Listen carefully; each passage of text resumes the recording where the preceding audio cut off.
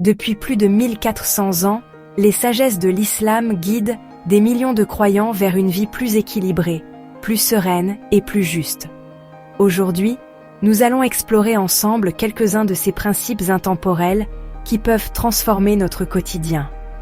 Qu'on soit croyant ou simplement en quête de sagesse. Parlons de vivre une bonne vie. Une vie épanouie. Vous savez, le genre de vie où votre âme est heureuse. Mais pas seulement heureuse sur le moment, heureuse à long terme. Et non, je ne parle pas de trucs de développement personnel New Age. Nous allons plus loin que ça. Nous allons examiner quelques sagesses fondamentales de l'islam. Maintenant, je sais ce que vous pourriez penser. L'islam. N'est-ce pas tout au sujet de règles strictes et tout ça? Oui, il y a des règles, mais restez avec moi. Il ne s'agit pas seulement de ce que vous ne pouvez pas faire, il s'agit de comprendre le pourquoi derrière le quoi, et comment ces pourquoi peuvent débloquer un niveau différent de paix, de contentement, que franchement, beaucoup d'entre nous recherchent désespérément. Nous plongeons dans des concepts puissants, comme la patience, la sincérité, l'équilibre, la gratitude et la gentillesse. Croyez-moi, ce ne sont pas juste des mots fantaisistes.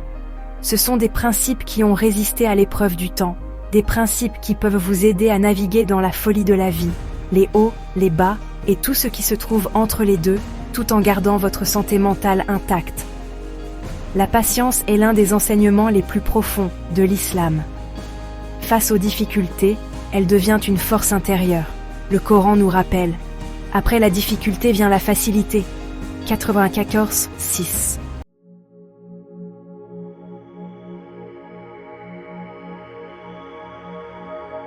Soyons réalistes, la vie nous lance des défis. Parfois, on a l'impression d'esquiver une pluie de météores tout en essayant de se garer en parallèle pendant l'heure de pointe.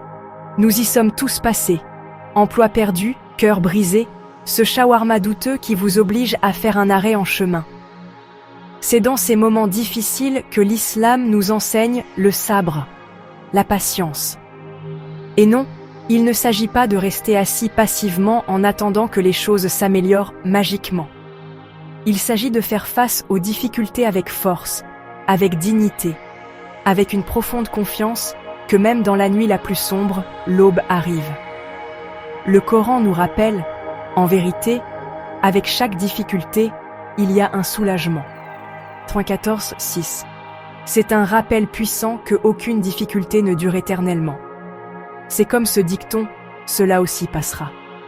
Mais il ne s'agit pas seulement d'attendre que ça passe. Le sabre consiste à chercher activement des solutions, à persévérer, à maintenir votre connexion avec quelque chose de plus grand que vous, même lorsque les choses sont difficiles. En islam, ce n'est pas seulement l'acte qui compte, mais l'intention derrière. Comme l'a dit le prophète, paix et bénédiction sur lui, les actions ne valent que par leurs intentions.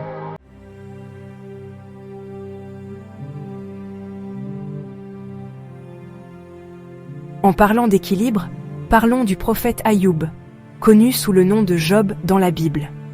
Cet homme a traversé des épreuves qui feraient craquer même les plus stoïques d'entre nous, pleurant dans un coin en mangeant de la glace. Nous parlons d'années de souffrance, perte de richesse, de famille, de santé, vous nommez. Mais voici la chose. À travers tout cela, Ayoub n'a jamais perdu la foi. Il n'a jamais maudit Dieu, n'a jamais remis en question sa sagesse. Il incarnait le sabre à un tout autre niveau. Et vous savez quoi? Son histoire n'est pas juste un conte ancien. C'est un rappel puissant que même face à des épreuves inimaginables, nous pouvons choisir de garder espoir, de faire confiance à un plan plus grand que notre propre compréhension. Maintenant, je ne dis pas que vous devez devenir une sorte de stoïque surhumain qui ne se plaint jamais. Se plaindre est un droit humain, mon ami. Mais l'histoire d'Ayoub nous enseigne que la véritable force réside dans le fait de faire face à nos défis de front, avec foi, avec résilience, et avec cette croyance inébranlable que même dans les moments les plus sombres, il y a une lumière au bout du tunnel. L'islam encourage une vie équilibrée, évitant les extrêmes. le prophète a dit « Le meilleur des choses est la voie du milieu ».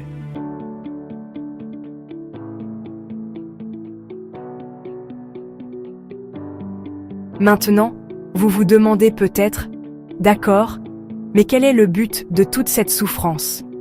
Pourquoi devons-nous traverser ces épreuves? » Eh bien, pensez-y comme ceci. Imaginez un forgeron façonnant un morceau de fer en une épée. Le fer passe par une chaleur intense, des martèlements, toutes sortes d'inconforts, n'est-ce pas? Mais c'est à travers ce processus qu'il se transforme en quelque chose de fort, quelque chose de précieux, quelque chose capable de grandeur. De même, les défis, aussi difficiles soient-ils, peuvent nous affiner, nous façonner et nous mouler en des versions plus fortes, plus sages et plus résilientes de nous-mêmes. Et il y a un beau hadith qui dit « Étonnante est l'affaire du croyant. En vérité, toutes ses affaires sont bonnes pour lui. S'il est accordé de la facilité ou du confort, il est reconnaissant et c'est bon pour lui. Et s'il est affligé par une épreuve, il persévère avec patience et c'est bon pour lui. La gratitude transforme nos vies en nous faisant voir la beauté même dans les petites choses. Le Coran dit « Si vous êtes reconnaissant, j'augmenterai ma faveur sur vous. » 14, 7.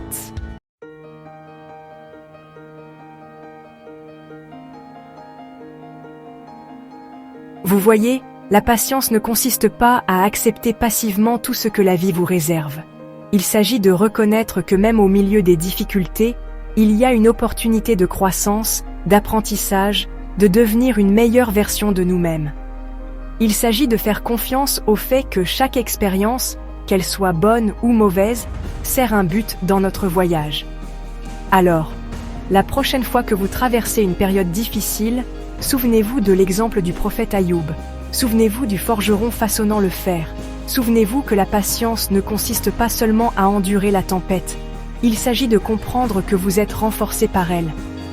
Comme l'a dit le prophète, « Le meilleur d'entre vous est celui qui a les meilleures manières. » L'islam met l'accent sur la politesse, le respect et la gentillesse.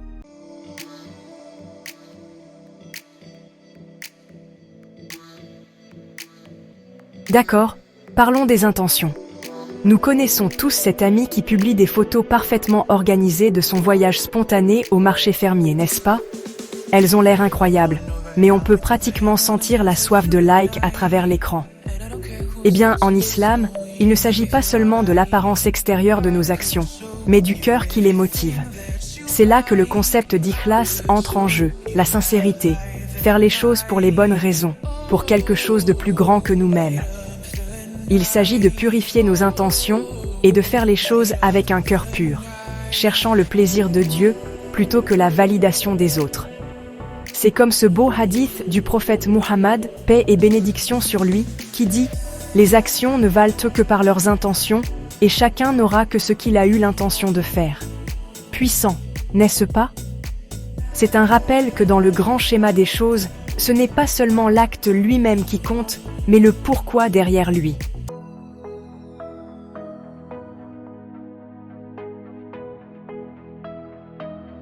Décomposons cela avec un exemple. Imaginez deux personnes faisant de la charité. La première personne glisse discrètement de l'argent à une personne sans abri sans en faire tout un plat. La deuxième personne, eh bien, elle s'assure que tout le monde soit au courant de sa générosité. Elle poste à ce sujet sur les réseaux sociaux, raconte à tout le monde lors de son brunch combien elle a donné. En surface, les deux font une bonne action, n'est-ce pas? Mais l'intention derrière cela fait toute la différence. L'un est motivé par une compassion sincère et un désir de plaire à Dieu, tandis que l'autre est alimenté par le besoin de reconnaissance, d'applaudissements, de ces précieux likes. Vous voyez, l'ikhlas consiste à se débarrasser de l'ego, du besoin de validation, et à se connecter à quelque chose de plus profond, de plus significatif. Il s'agit de faire le bien pour le bien, sachant que notre récompense est finalement auprès de Dieu, et non dans l'approbation éphémère des autres.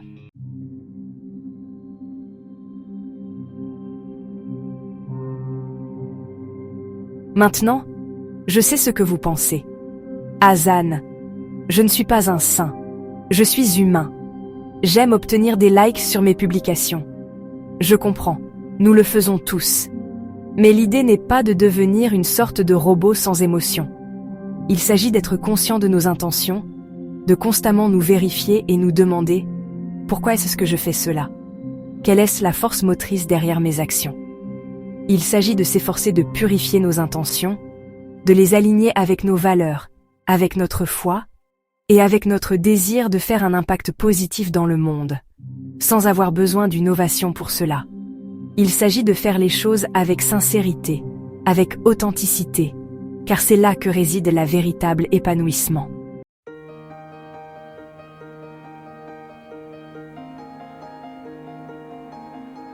Quand nous agissons avec ikhlas, quelque chose d'incroyable se produit. Nos actions ont plus de poids.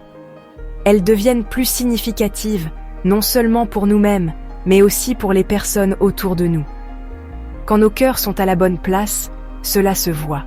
C'est comme ce dicton, les gens peuvent oublier ce que vous avez dit, mais ils n'oublieront jamais comment vous les avez fait se sentir. Et quand nous agissons avec sincérité, avec un véritable soin et compassion, nous avons le pouvoir de toucher des vies d'une manière qui va au-delà des gestes superficiels. Donc, que ce soit en donnant de la charité, en aidant un ami dans le besoin, ou même en partageant simplement un mot gentil, efforçons-nous de faire de l'ikhlas un principe directeur dans nos vies. Faisons de nos actions un reflet des meilleures versions de nous-mêmes, guidés par la sincérité, la compassion et le désir de plaire à quelque chose de plus grand que nous.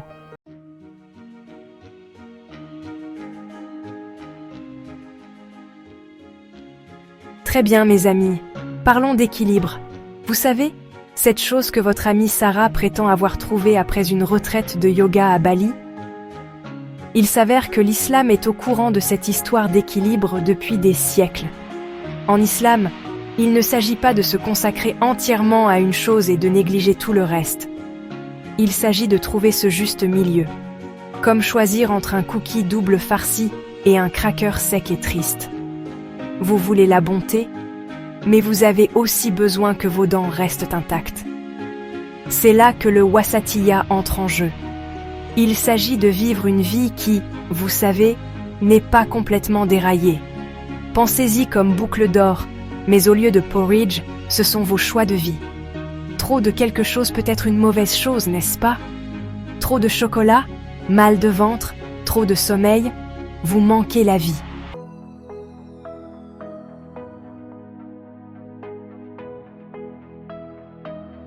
Maintenant, vous devez penser, Sabri, mon ami, plus facile à dire qu'à faire. Et vous avez raison, ce n'est pas toujours une promenade de santé. Même certains des compagnons les plus proches du prophète ont eu du mal avec cela. Prenez Abu Darda, par exemple.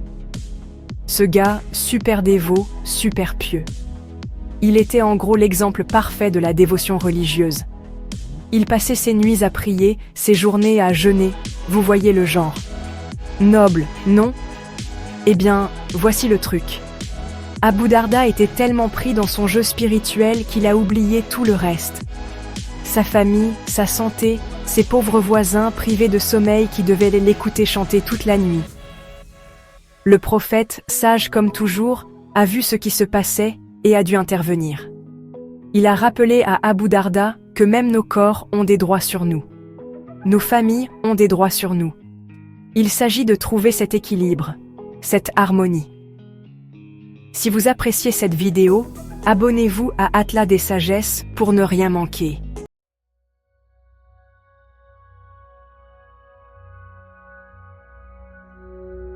Écoutez, nous ne disons pas que vous devez être un acrobate spirituel, en équilibre sur un tapis de prière tout en jonglant avec 5 prières quotidiennes et un côté de travail caritatif. Nous parlons de trouver ce qui fonctionne pour vous. C'est comme construire une maison. Vous avez besoin d'une base solide de foi, sans aucun doute. Mais vous avez aussi besoin de murs de compassion, d'un toit de gentillesse et peut-être d'un joli petit balcon pour un peu d'introspection. La beauté de l'islam est qu'il vous encourage à utiliser votre cerveau, à s'engager dans la pensée critique. Il ne s'agit pas de suivre aveuglément des règles.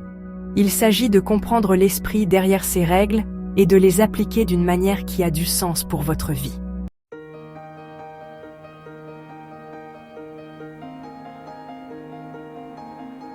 Alors, comment trouvons-nous cet équilibre insaisissable? Eh bien, cela commence par être honnête avec nous-mêmes. Négligeons-nous certaines parties de nos vies? En faisons-nous trop dans d'autres?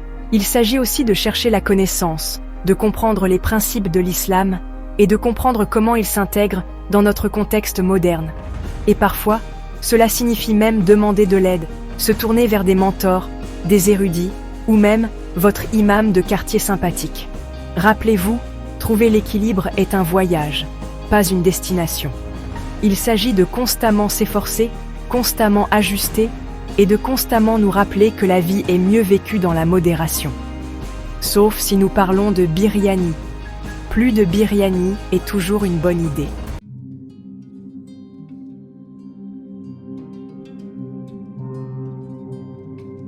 Alright mes amis, accrochez-vous à vos turbans, parce qu'on va parler de gratitude. Ouais, je sais, ça sonne un peu comme un truc qu'on trouve sur un sous-verre de motivation. Mais croyez-moi, c'est bien plus profond que ça. Dans le tourbillon chaotique de la vie, on est souvent tellement occupé à courir après le prochain best-seller, le dernier iPhone, qu'on oublie d'apprécier ce qu'on a déjà. On devient comme des enfants gâtés dans un magasin de bonbons, constamment à la recherche du prochain plaisir sucré, sans jamais savourer celui qu'on a dans la bouche. Mais l'islam nous offre une alternative radicale, la gratitude. C'est la capacité de voir le verre à moitié plein, de remercier pour le soleil qui brille, pour l'air qu'on respire, pour ce délicieux croissant que vous avez mangé ce matin. Et le truc avec la gratitude, c'est que ça change tout. Ça transforme notre perspective, ça illumine nos journées et ça nous rend plus heureux. C'est comme mettre des lunettes roses, mais sans le côté ringard.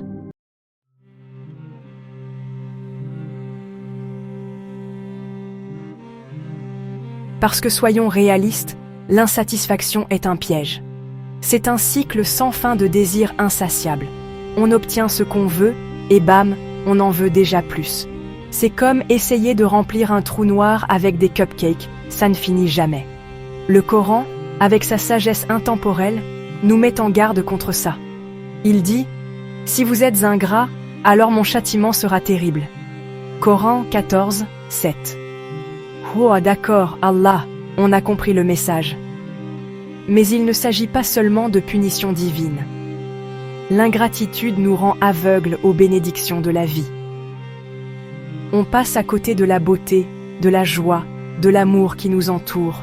Tout ça parce qu'on est trop occupé à ruminer sur ce qu'on n'a pas.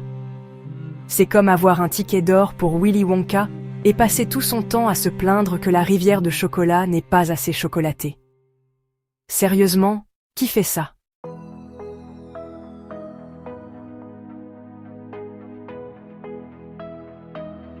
Il y a une histoire incroyable dans la tradition islamique qui illustre parfaitement ce concept.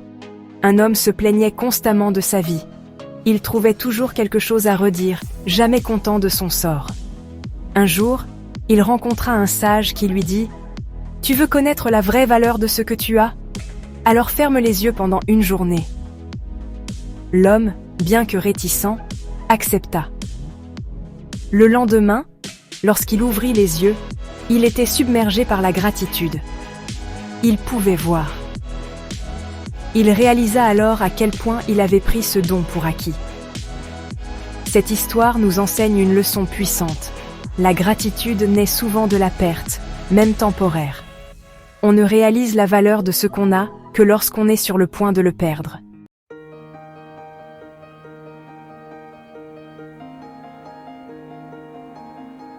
Alors, comment cultiver la gratitude dans nos vies trépidantes? C'est simple, mes amis. Commencez par les petites choses. Prenez un moment chaque jour pour apprécier les choses simples. Un bon repas, un appel d'un ami, le rire d'un enfant. Tenez un journal de gratitude. Notez chaque jour 3 choses pour lesquelles vous êtes reconnaissant. Cela peut sembler banal, mais croyez-moi, ça marche. Et surtout, rappelez-vous que la gratitude, ce n'est pas être naïvement optimiste face à l'adversité. C'est choisir de se concentrer sur le bien, même au milieu des difficultés. C'est une force intérieure qui nous permet de traverser les tempêtes de la vie avec résilience et espoir. Parce que la vie est trop courte pour être ingrat, mes amis. Alors, allez-y, remplissez vos cœurs de gratitude et regardez votre monde changer.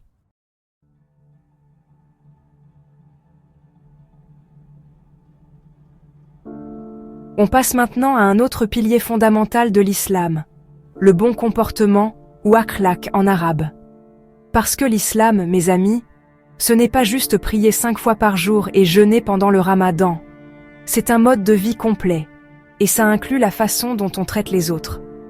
Le prophète Mahomet, paix et bénédiction sur lui, a dit « Le meilleur d'entre vous est celui qui a le meilleur caractère. » Il n'a pas dit le plus riche, le plus fort, ou celui avec le plus de followers sur Instagram. Non, il a dit le meilleur caractère. Et c'est là que ça devient intéressant. Parce que dans un monde où l'individualisme règne en maître, où on est constamment encouragé à se mettre en avant, l'islam nous appelle à l'humilité, à la compassion, à la bienveillance envers tous. C'est un appel à la révolution, mes amis, une révolution de la gentillesse. Quelques sagesses fondamentales de l'islam pour une vie épanouie.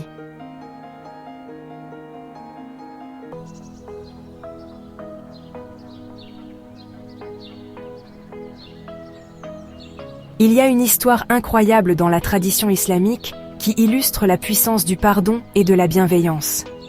Une vieille femme avait l'habitude d'insulter et de jeter des ordures sur le prophète Mahomet, paix et bénédiction sur lui, chaque jour lorsqu'il passait devant sa maison. Un jour, le prophète remarqua que la vieille femme était absente. Il apprit qu'elle était malade et alla lui rendre visite. La vieille femme fut stupéfaite de voir le prophète à son chevet, lui qui l'avait toujours traité avec tant de mépris. Le prophète, au lieu de lui reprocher son comportement, s'enquit de sa santé et prit soin d'elle jusqu'à ce qu'elle se rétablisse. La vieille femme, touchée par sa compassion, se repentit et embrassa l'islam. Cette histoire nous enseigne que la bienveillance peut toucher même les cœurs les plus endurcis. Elle nous rappelle que la vengeance n'a pas sa place dans l'islam, que le pardon et la compassion sont toujours la meilleure voie à suivre.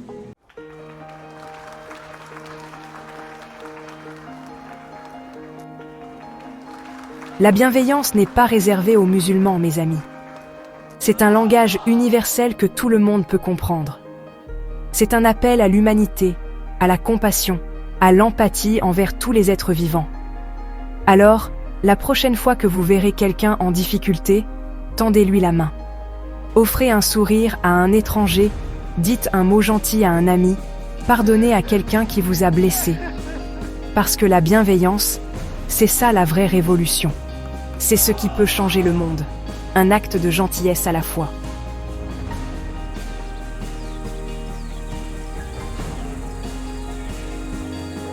Voilà mes amis, quelques-unes des sagesses fondamentales de l'islam pour une vie plus épanouie. La patience, la sincérité, l'équilibre, la gratitude et la bienveillance. Des principes universels qui transcendent les religions et les cultures, et qui peuvent nous guider vers une existence plus heureuse et plus significative. Ces sagesses ne sont pas des concepts abstraits, ce sont des outils pratiques que nous pouvons utiliser au quotidien pour transformer nos vies. Ce sont des graines que nous devons semer dans nos cœurs et cultiver avec soin pour récolter les fruits de la paix intérieure, du bonheur et de l'harmonie.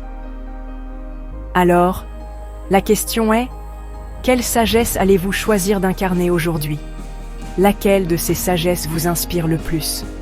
Dites-le nous en commentaire et partagez cette vidéo pour diffuser cette lumière autour de vous. Merci d'avoir regardé.